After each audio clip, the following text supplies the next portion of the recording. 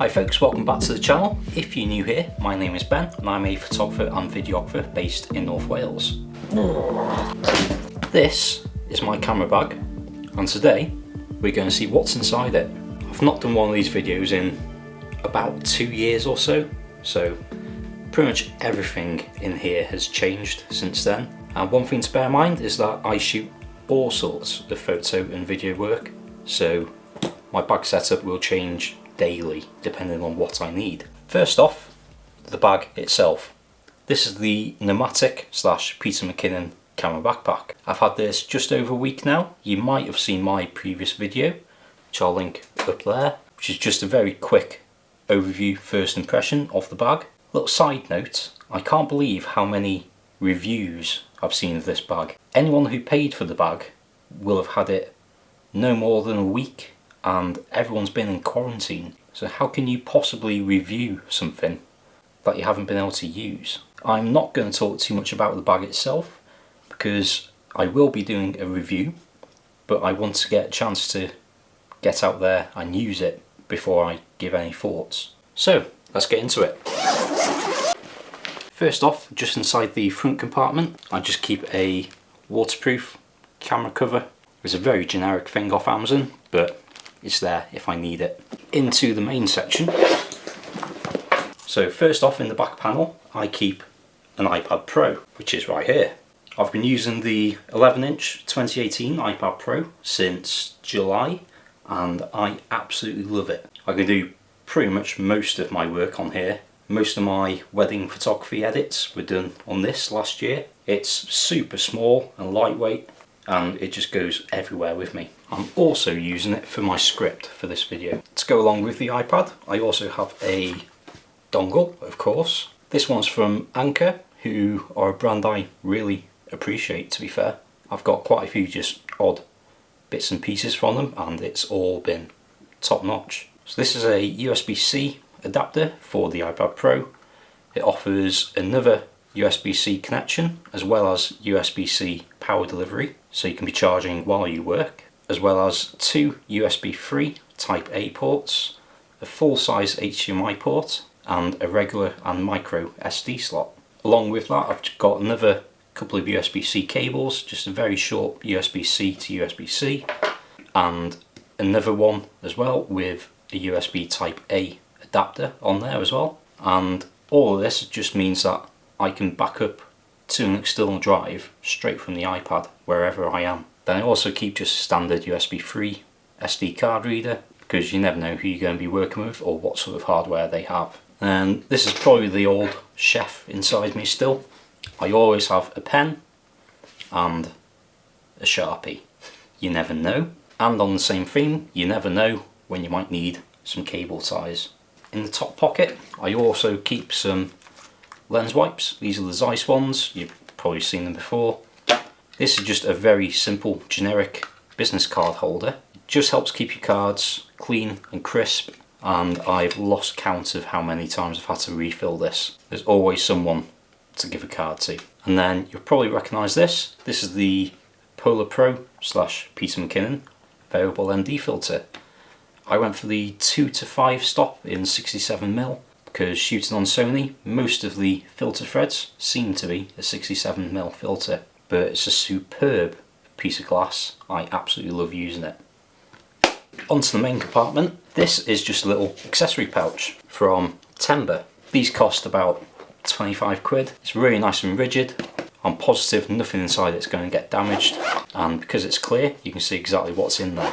In here I keep my spare Sony batteries, my spare Osmo Action battery, my spare Sony MPF batteries for my monitor, one of these little three-legged thing tools, super handy, little lav mic and spare audio cables. If I'm travelling, I'll keep a spare battery charger inside here, pair of earphones for monitoring, spare tripod plates, more lens wipes, and whatever else I need all goes in there. And that way it's all safe, nothing's going to be spilling throughout the bag. I know where everything is.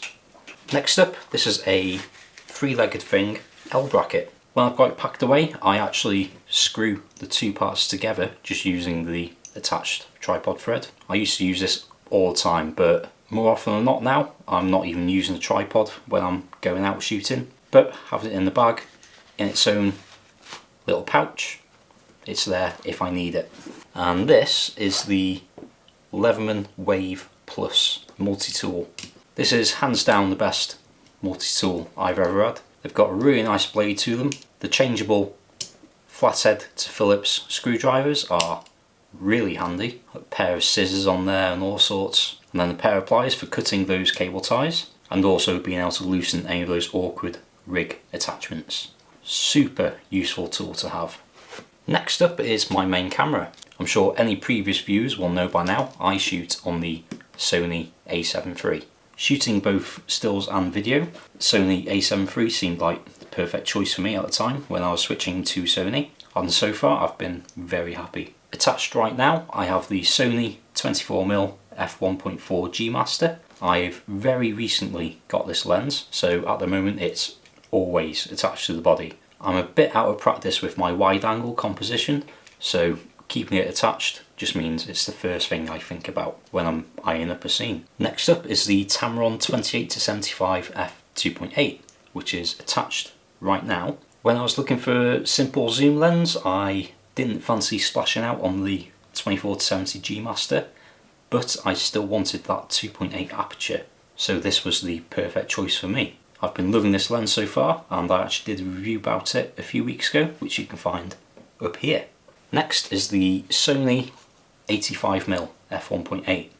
Anyone who knows me will know I love shooting at 85mm, so much so that this was the very first lens I bought for Sony system. This is a super sharp lens, relatively lightweight, and not that expensive when you compare it to other 85mm lenses. I've already filmed a review of this lens, so if you want to see it, it's coming out this Sunday. Do hit subscribe down in the bottom corner and you'll get an alert. Lens cloths. Always have lens cloths. Lenses and other equipment get dirty, so you need to clean it. Lens cloths. This is the Sony 70-200 f4 G lens. I've been really impressed with this lens so far. It's solidly built, super sharp at f4, and it's about half the size and half the price of the f2.8 G Master. The optical steady shot works wonders, and I do love that they include a foot mount, even though I don't use it half the time. Next up is the Sony Zeiss 55mm f1.8. I released my review of this lens this Sunday just gone. I'll leave the link up here. This is a super sharp lens. Image quality is stunning, it's super small and lightweight, and despite being 7 years old now, it's probably one of the fastest focusing lenses for Sony. I love it. And then there's my second camera body, which I'm shooting on right now. It's another a7 III, and if you're wondering about the skins that I have on these cameras, I did a video about them as well. Link up here. They're just 3M vinyl skins from AlphaGuard, and I love them. For one thing, you're not going to confuse your gear with someone else's. 2, they'll add that little bit of added protection against scuffs and scratches. And 3, they look pretty cool. And then if I think I'll need it, I also have a battery grip from Newer. I keep saying this, but I did do a video on whether you need a battery grip or not. Link up here. For me, it's hit and miss, it depends on the job, but I didn't want to pay over £200 for an actual Sony battery grip. I paid about £40 or so for this one, and it works spot on. It does the job. Next up is a few accessories. In this little pouch I have the Aperture ALM9 LED light. Right now it's over there. You might be able to see that yellowy orange light on my hand. I use this light in pretty much all of my studio videos, and for £45 it's a superb little light. It's really tiny, packs away in its pouch with a couple of gels, as well as charging cable and tripod attachment. And it's so small, I just always have it with me. Next is the Rode Wireless Go. Again, tiny little package. I was a bit skeptical about these to start with, until I started seeing reviews and hearing it as well. These are such a tiny, handy little lav mic to have with you. The fact that it just sits on top of your camera in the hot shoe with the cable plugged in, compare that to an actual microphone. It's tiny. And then the lav mic itself is exactly the same size. You get two of these little wind muffs which work surprisingly well, even in very strong winds. Again, just clip it wherever you want. You can plug in any lav mic that you want, but the built-in mic sounds surprisingly good.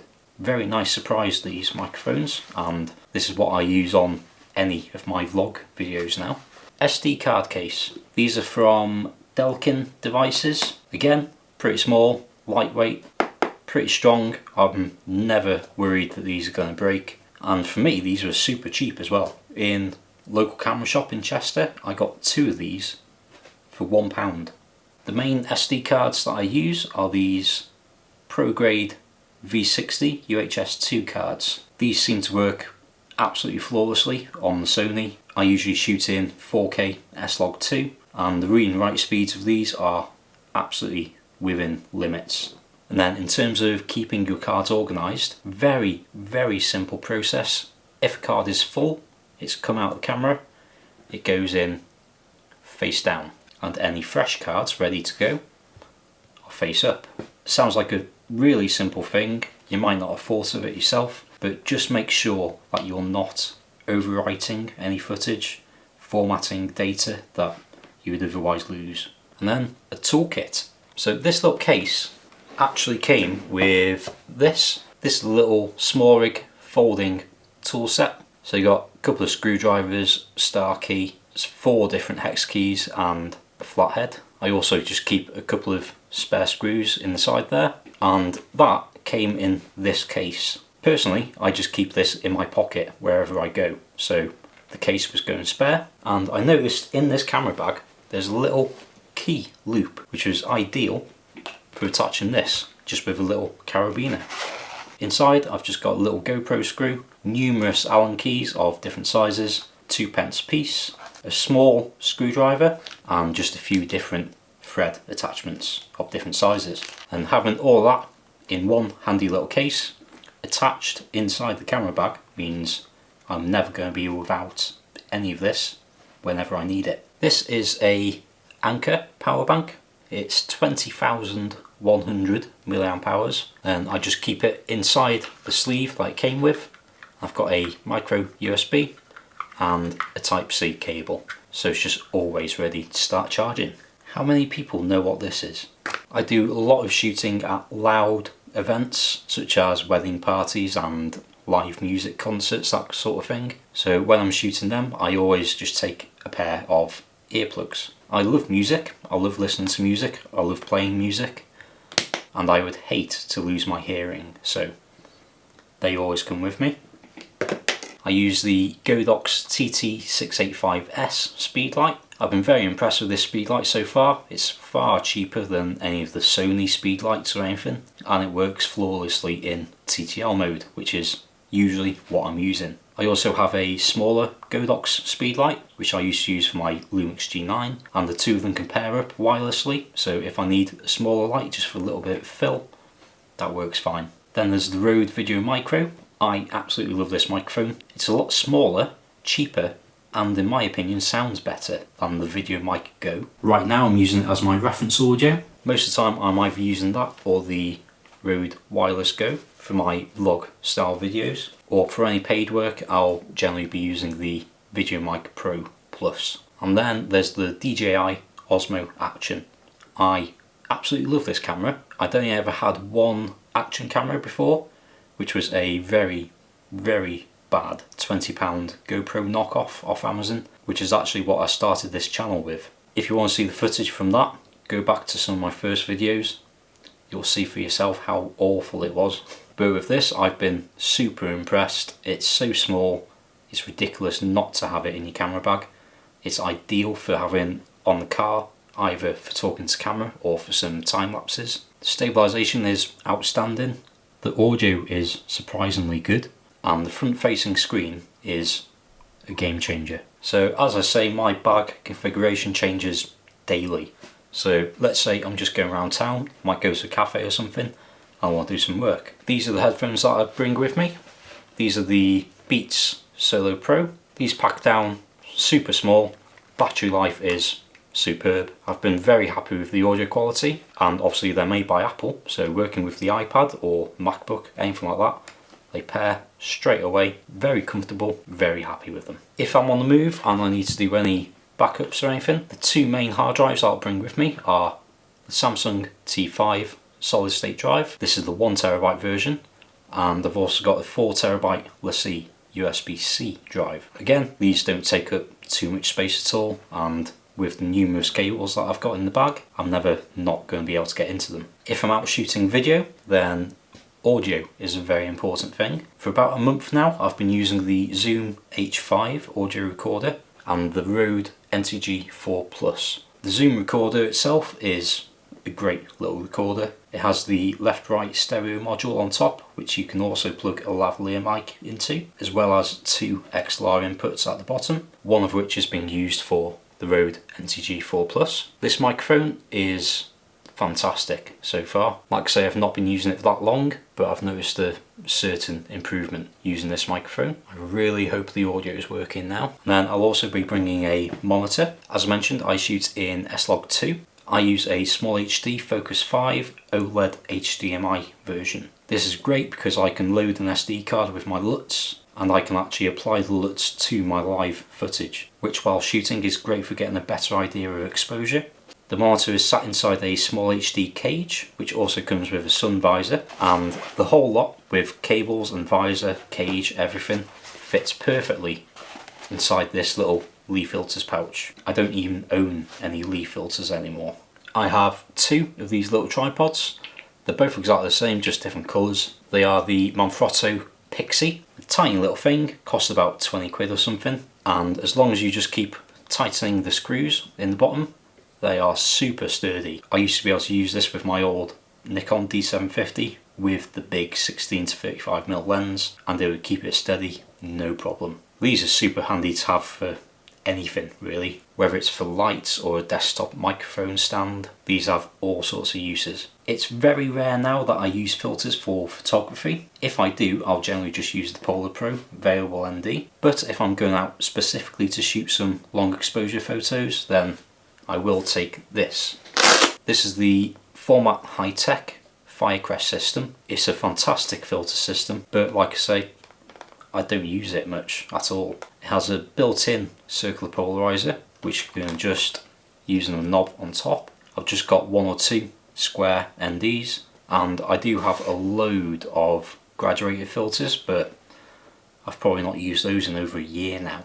My main tripod I'm obviously using right now.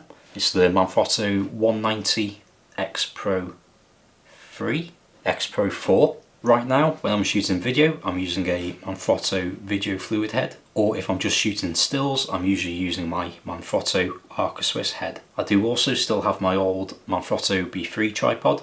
It's a handy little tripod to have. Right now I've got the Zoom H5 recorder on it, so I can have it right next to me here. Though I did have to swap the feet out, so I upgraded to the rubber and spike feet because I lost one of the original ones. And then if I think I need it, this is the Xeon Weebill S gimbal. For a gimbal, this is a very small one, but still, I'm only going to pack it in the bag if I know that I'm going to use it. Usually to pack it up, I will attach the handle on the back rather than at the bottom. It just makes the footprint that little bit smaller, and that fits absolutely fine in the front compartment of this bag. I did unfortunately lose the mounting plate. Not a clue where, but I'm very annoyed because I don't think you can buy them separately. Luckily though, you can just use a standard Manfrotto video plate, so I'm very thankful of that. Ben Horn has just liked my comment. And that's about it. Like I say, my bag is packed differently every day depending on the job, but this should give you some sort of idea what I'm usually carrying. So what's in your camera bag? Let me know. Just like most of us, I love talking and discussing camera gear. Right now I'm still getting used to this NOMATIC camera bag. I will be trying to get out somewhere for my 1 hour exercise and taking it with me. Ben Horn just replied to my comment. He's a nice guy. And yes, in the future I will be doing a review of it, as well as probably most of the stuff inside it. So if you like this video and you want to see more, do please hit subscribe down the bottom corner there. Hit the notification bell as well. That'll let you know when I post new videos. Do give it a like if you liked it. If you disliked it, give it a couple of dislikes. Drop a comment if you want to know more, or if you have any comments on my setup or anything. And until the next one, be good, stay at home, stay safe. I'll see you in the next video.